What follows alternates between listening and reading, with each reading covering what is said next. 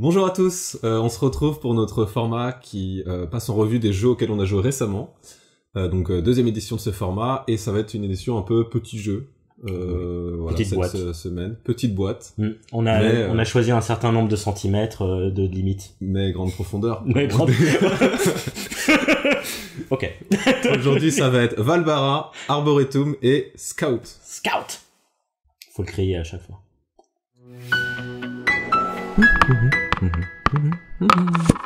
Alors on commence avec Valbara. Valbara, ça a été édité chez Studio H, et j'avais eu la chance de découvrir moi sur un événement de Studio H à Play In Paris, où ils montraient le jeu, un peu en avant-première je crois, avec aussi un autre jeu qui s'appelle Vivarium, dont on a beaucoup moins entendu parler au final. Ah ouais? Alors que Valbara a quand même bien percé, et en partie grâce à BGA je pense. Qu'est-ce que c'est Valbara? C'est quelque chose en deux temps qui ressemble un peu à un système d'enchères, parce qu'on a tous les mêmes personnages qui vont de 1 à 12, mais on les pioche pas tous dans le même ordre, parce qu'on a 12 cartes et on en pioche 5, et on se bat pour obtenir des terrains, qui sont de 6 types, et les mettre chez soi. Les terrains scorent, les personnages peuvent scorer aussi, mais en fait c'est la valeur du personnage que tu joues qui va faire que tu récupères ton terrain en premier, et donc comme souvent dans ce genre de jeu, si tu choisis en premier, tu auras un pouvoir un peu nul, quitte à donner des points à l'autre. Si tu choisis en dernier, tu vas avoir un pouvoir très fort, mais tu auras choisi en dernier. Le pouvoir du 12, c'est doubler les points, ce qui est pas négligeable souvent, mais c'est dur à placer au bon moment. Surtout si t'as une carte nulle que tu vas récupérer, qui te fait scorer 1 et tu gagnes du coup 2. Voilà. Ou 0, ça peut... ah oui, c'est possible. Si tu récupères une montagne. Ouais. Mon premier feeling, il était pas fou sur ce jeu, mais j'avais découvert le jeu à 5, je crois. C'est un peu trop pour moi, si tu veux vraiment un peu rentrer dans la stratégie. Et là, en ce moment, on est joué à 3. 3, ouais. Et 3, ça devient vraiment plus intéressant, je trouve. Tu peux vraiment plus te projeter sur les mouvements des uns des autres. Essayer voilà. Moi, ce que j'adore faire, c'est laisser les deux autres se battre pour le même type de carte et en profiter pour prendre d'autres. J'adore faire ça. C'est une stratégie que j'adore faire. T'as tout divulgué maintenant, je sais quoi faire. Ah ouais. Bah en fait, c'est des trucs assez évidents. C'est parfois dans les jeux, mais quand ça passe, c'est cool. Non, mais quoi dire sur le jeu? On l'a beaucoup comparé à Oriflamme. À Oriflamme, parce que c'est aussi chez Studio H. Je trouve que c'est un peu similaire. Hein. Ouais, dans l'idée. T'as les mêmes persos et tu les pioches un peu dans le désordre. Ouais. C'est très similaire sur ce niveau-là. Mais comme il y a ce côté, Oriflamme, il y avait quand même pas mal de positionnement sur la table, de combos. Oui. Là, il y a un côté quand même enchère pour savoir ce que tu vas récupérer qui rappelle Libertalia au final. Donc c'est un peu entre les deux. Voilà, on a beaucoup dit que c'est entre les deux. C'est presque plus simple. Valbara est un peu plus simple du coup qu'Oriflamme, effectivement. Je pense. Ouais. Et que Libertalia aussi. Et que Libertalia, par définition. Ouais. Moi, c'est pas ma cam. Je vais le dire de but en blanc. J'ai fait quoi, 3-4 parties. J'aime pas, j'accroche pas. En fait, je crois que c'est ce type de jeu de cartes où il faut prévoir les coups des autres et choisir un moyen de scorer. Moi, j'aime pas, en fait. C'est une mécanique que j'accroche pas. D'être agile aussi. Ouais. Se dire, au pire, je prends ça, on verra ce qui se passe. Ouais, je le fais, mais j'ai l'impression que mes scores, ils décollent jamais, quoi. J'ai aucune courbe d'apprentissage dans ce jeu. Alors qu'en général, dans les jeux, j'ai quand même une courbe d'apprentissage. Je sens que je m'améliore. Là, au bout de 4-5 parties. Après, disclaimer, j'ai joué que sur BGA. Est-ce que si je jouais en vrai, ça serait différent? Parce que j'avais eu la même feeling avec Oriflamme, où quand j'avais joué sur BGA, j'avais exclusivement joué sur BGA, j'avais pas aimé du tout. Et quand j'ai joué en vrai, j'avais un peu plus apprécié, parce qu'il y avait plus un côté humain autour de la table, et du coup c'était un peu plus sympa. Et ça, je pense que Valbara, ça me plairait plus d'y jouer au moins une fois en vrai, avant d'avoir un avis assez critique, où je me dis, mais c'est pas mon genre de jeu. Je dis pas que le jeu est nul, mais c'est vraiment pas mon genre de jeu, et du coup j'apprécie pas les parties. Je préfère jouer à autre chose, quoi. Mais c'est vrai, je suis totalement d'accord qu'il y a une ambiance autour de la table. Ah, c'est sûr. Même si tu peux le jouer stratégique, tu peux... ça n'empêche pas, et en plus, t'as une ambiance de « Ah, faut le bloquer, ah non, salaud, tu dois donner 2 pièces à quelqu'un, ah, vas-y, donne-les-moi, je suis en retard. » Parce que, voilà, il y a une ambiance, en fait, c'est mais du coup, à 5, t'as pas aimé pour autant. Alors que à 5, en fait, il y a pas de contrôle. Ambiance. Après, c'était la première, donc j'en ai pas refait depuis. et avec des gens que je connaissais pas très bien non plus. Ok. Donc voilà, ce qui contribue à l'ambiance. Mais en fait, il y a pas de contrôle. Moi, j'ai trop besoin de contrôle. Après, à 4, ça m'a plu aussi. Ok. À 4, c'est sympa. Voilà. Pour moi, c'est vraiment un jeu de 3-4. Même on en a fait une à 2. Moi, ça se joue, mais c'est pas ouais, c'est pas très intéressant. Bah, pas intéressant. les enchères, dès que t'as un côté enchère, en général, à 2, c'est nul, en fait. C'est soit l'un, soit l'autre. Et ça crée moins de dynamique. Ouais, c'est sûr. Moi, ouais. Bon, peut-être je me trompe. Est-ce qu'il y a un bon jeu d'enchères à 2? Je ne pense pas. Je pense que la plupart des jeux d'enchères, c'est au moins 3, quoi. Ouais. Après, enchères, c'est un par abus de langage, mais ouais. Ouais, bah. C'est pas vraiment un jeu d'enchères. Mais... oui. Bon. Bah voilà, en tout cas, Valbara, super découverte de l'année. Pas le meilleur jeu de l'année, mais pour lui, super meilleure découverte de l'année. J'ai dit meilleure découverte de... Oui. Ouais, une des meilleures découvertes de l'année. Je le mettrai pas dans mon top. Hein. Même dans mes découvertes de l'année. Bah alors vas-y, passe à un autre jeu. Ah, bah du coup, je vais vous parler de Arboretum, qui est un jeu chez Renegade. Je sais pas s'il a été localisé en France. Je suis pas sûr, je l'ai pas trouvé. Mais en tout cas, c'est un jeu où on va mettre des cartes pour faire un chemin d'arbres. C'est un jeu de cartes où on met des petites cartes pour on met des petits pins, des petits érables, des jacarandas. Jacaranda, c'est vrai. Ça. J'aime bien parce que c'est violet, c'est très joli. Bref, c'est très très beau. On fait notre petit chemin de cartes et on va marquer des points avec le plus grand des chemins de cartes. Et le truc le plus intéressant, c'est que c'est pas un jeu gentil, c'est pas un jeu chill. En fait, si, c'est chill jusqu'à la fin où on doit scorer. Et quand on score, en fait, on va garder des cartes en main. Et celui qui a le plus de cartes d'un type d'arbre, c'est seulement lui qui a le droit de scorer. Et par exemple, si Thierry fait la collection, il fait un joli chemin d'érable, mais que moi j'ai plus de cartes dans ma main d'érable, alors que j'ai fait aucun chemin d'érable, bah il a 0 point parce qu'il pourra pas marquer le point. Lui aussi, mais moi aussi. Ouais, mais lui aussi. Et ouais. Mais moi c'est bien parce que j'ai pas investi. J'ai pas investi à mettre des cartes d'érable. Et du coup, ce qui va arriver, c'est qu'il va marquer 0 point. Du coup, les scores ne volent pas très haut. C'est dur, hein. C'est dur de faire un jeu. Bon, c'est pas non plus très long, une demi-heure. On peut se creuser les méninges, mais quand t'as fait ton truc, déjà tu t'as posé que 9 cartes, 10 cartes devant toi, c'est pas énorme. Énorme. Pour une durée assez longue quand même, par rapport au nombre de cartes que tu poses. C'est ça. Et parce à chaque fois que tu poses une carte, il y a vraiment ce dilemme de est-ce que je la garde en main pour scorer ou est-ce que je la joue pour marquer des points. Donc, est-ce que je la garde en main pour scorer mes points? Donc ça me fera pas des points en soi, mais ça me permettra de marquer des points, ce qui est une logique assez complexe. Ou au contraire, je vais marquer des points en la posant vraiment. Et c'est vraiment un dilemme à chaque carte. C'est vraiment le dilemme. Et je peux voir qu'autour de la table, les gens quand ils jouent à ce jeu, là en fait il y a toujours deux choses. C'est la première partie, ils oublient presque qu'il faut garder des cartes en main et ils finissent avec 0. Et c'est arrivé. Et les gens, ils sont mal, parce qu'ils finissent avec 0 points, et on perd des amis. Et on perd des amis. Mais la deuxième fois, là, ça a vraiment ce dilemme de, est-ce que je pose la carte, ou je la garde en main, et c'est tout le sel du jeu, et de suivre vraiment. Je trouve que c'est un jeu aussi très interactif. C'est ça que j'aime bien, c'est que t'es pas juste en train de faire ton chemin, t'es vraiment en train de regarder les autres chemins des autres, et de faire attention à ce que eux, ils sont en train de faire. Et ça te force, c'est un jeu qui te force vraiment à l'interaction, à suivre ce que font les autres. Et moi j'aime bien ça, j'aime bien quand ça te force à suivre ce que font les autres. Ouais, bah après en plus tu peux compter les cartes, tu sais que t'as X familles de 8 cartes chacune. Moi c'était mon reproche à 4, je trouve que ça devient dur de suivre et ça devient même impossible de savoir qui te pique tes cartes en fait.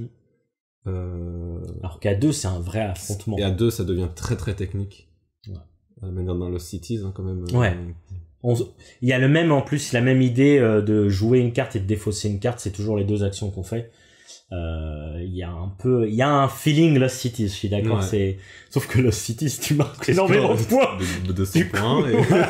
Et dans Lost Cities t'as une fierté quand même à marquer des points, je sais pas. Moi j'avoue que c'est ma cam de jeu, un petit côté déduction de se dire il fait ça, du coup j'adore. Mais ne vous faites pas avoir par la boîte. Non, c'est très joli, mais c'est vraiment très méchant. Et quand on me l'a vendu, on m'a dit c'est vraiment un jeu méchant. Et c'est vrai que c'est vraiment le jeu qui peut faire perdre des... On perd pas des amis, Non. mais non, mais c'est vraiment le jeu qui peut créer une ambiance un peu... Ouais, puis il y a quelqu'un qui est pas trop joueur, qui a pas trop Ouais. habitude, faut quand même éviter, quoi. C'est bon, c'est Ouais. un mauvais souvenir. Ça. C'est vrai que on avait fait une après-midi jeu, on a joué à plein de jeux. Et c'est vraiment le jeu qui a été le plus détesté, quoi. On peut le Alors dire qu'ils comme sont ça, joueurs, on peut le quand dire même. comme ça. Ils sont quand même joueurs, donc c'était très difficile. Alors que moi j'adore, mais du coup j'ai du mal à le sortir. C'est le défaut de ce jeu, donc je sais pas. Moi, je suis fatigué d'avance. Il me propose un Arboretum, je suis oh non. Mais j'aime bien y jouer, quand même. Ouais. Ça va. Voilà, Arboretum. On passe au... Découverte de l'année pour moi. de l'année De 2000. l'année 2000 et quelques. Trop peu connu, hein. Bon, bref. On passe au troisième jeu de cette sélection, qui est Scout. On avait dit, hein, petit jeu. Petit jeu. Petit jeu. Je me le suis approprié, parce que c'est à lui, mais en fait, j'aime tellement le jeu. C'est beau, c'est orange et violet. C'est la boîte Oin Games, donc c'est super compact, Ouais. super sympa. Transportable. Il y a du matos, voilà. Qu'est-ce que c'est? Tu vas peut-être l'expliquer mieux que moi, mais en gros, la thématique, on s'en fout, mais Ouais. on fait des représentations de cirque, les uns après les autres, en essayant de surpasser la précédente. Mais dans les faits, on fait un peu des jeux de combinatoires, un peu rami. Un rami, ouais. On fait des suites, où on fait des... on trouve jamais ce mot. Pour Des dire que c'est identiques. plusieurs fois le même chiffre. Des cartes identiques. Voilà. 3 cartes, 4 cartes, 5 Des cartes. brelans, des identiques. carrés, Voilà. mais sauf qu'on y va On plus. continue. Et des suites de 2, 3, 4, Ouais. 5 cartes.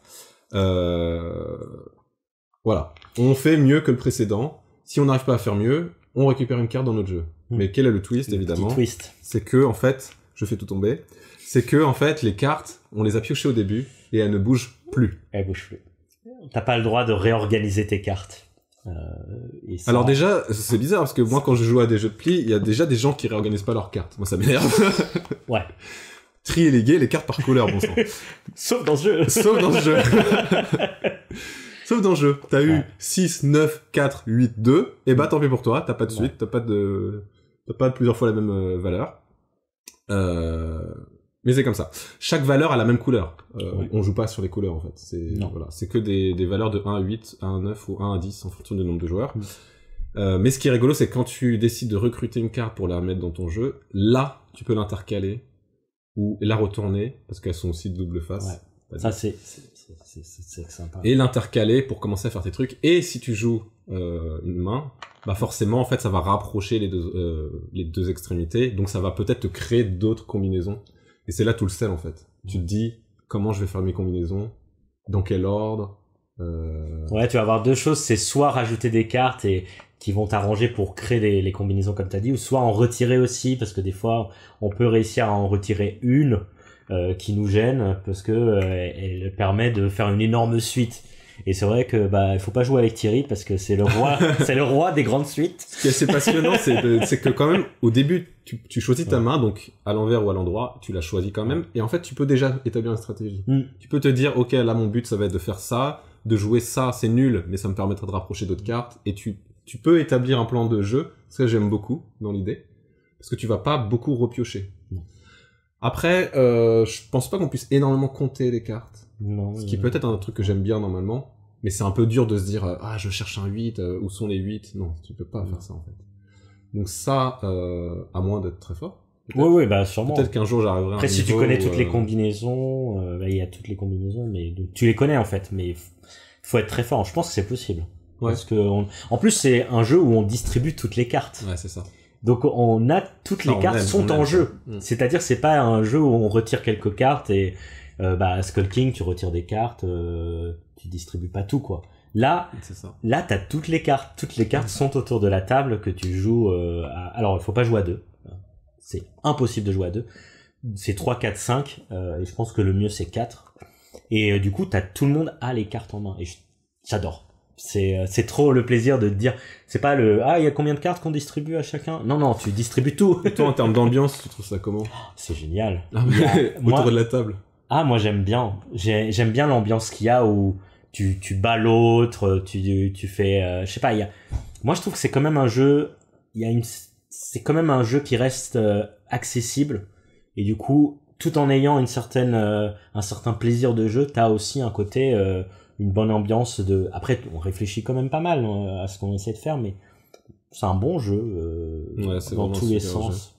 En plus, moi, en ce moment, je me pose beaucoup de questions sur les revisites de jeux classiques, les trucs comme ça. Et j'ai vraiment trouvé cette tendance à toujours faire énormément de variances, des scores explosifs, des trucs machin. Et là, je trouve c'est pile ce qu'il faut, quoi, tu vois. Il y a pile les cartes qu'il faut, il y a une manche par nombre de joueurs, donc, comme on joue souvent à 3-4, 3 manches ou 4 manches. Et ça joue à pas grand chose, souvent, les points. Enfin, il y a un équilibre, quoi. Et tu peux aussi adapter ta stratégie. T'es pas obligé de faire toujours la même stratégie. La stratégie, c'est pas toujours faire la plus grosse suite possible. Ça pourrait être faire des petites suites tout le temps et te débarrasser peu à peu de tes cartes. Avoir plein de petits points, de points. Voilà. Et au final, d'accélérer la partie, parce que ce qu'on n'a pas dit, c'est que la partie s'arrête quand soit t'as plus de cartes, ta suite ne peut pas être battue par personne. Du coup, la personne qui a la meilleure suite, ces cartes en main, elles font pas de points négatifs. Par contre, les autres ont que des points négatifs. Et tu peux des fois accélérer un peu la partie pour te dire, comme ça, moi, je vais leur faire perdre plein de points. Ouais, je vais pas gagner énormément de points, mais eux, ils vont faire des points vraiment... Mais c'est le dilemme aussi de se dire, est-ce que j'essaie de faire un grand truc mais du coup, j'accumule des cartes qui sont potentiellement des points négatifs. Tu vois, ou est-ce que j'aurais dû les jouer avant, merde. C'est sympa. Meilleure découverte de l'année. Après c'est sorti l'année dernière, fin d'année, mais c'est vrai qu'on en a pas assez entendu parler, je pense, pour un petit jeu comme ça. En plus, j'aime bien la mécanique de ne pas réorganiser ses cartes, hein. C'est comme dans Bonanza pour ceux qui connaissent, mais c'est beaucoup plus rapide que Bonanza, en tout cas dans les sentiments. Donc j'aime bien cette mécanique qui est trop peu utilisée dans les jeux de cartes, de ne pas réorganiser sa main de départ. Voilà. Donc que du love. Non, pas Valbara. Moi j'aime pas Valbara. J'aime pas les jeux comme ça. Non, mais... 3 jeux très différents, mais on trouvait que c'est quand même 3 bons jeux, ou deux bons jeux et demi. On prend plaisir à y jouer, on y rejoue souvent. Voilà, c'était ça. Ouais, comme quoi, hein, moi j'aime bien. Je suis très dans la mouvance jeu de cartes. On en a parlé précédemment de Radlands. Je sais pas. Il y a un truc avec les jeux de cartes qui commence à m'accrocher en fait. Donc, je suis plutôt content d'essayer. J'ai envie d'essayer plein de petits jeux de cartes. Voilà. Ce sera pas toutes les émissions comme ça. Hein. Il y aura du gros jeu. Ouais. La prochaine fois, on pense qu'il y aura quand même du gros jeu. Ouais. Allez, à la prochaine. À la prochaine sur les ondes. Générique.